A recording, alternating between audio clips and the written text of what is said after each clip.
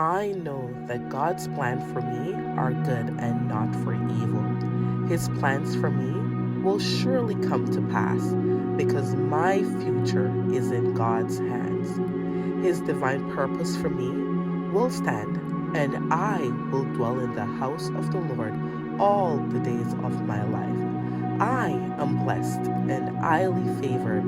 I will succeed in anything I do today because God gives me victory. Amen.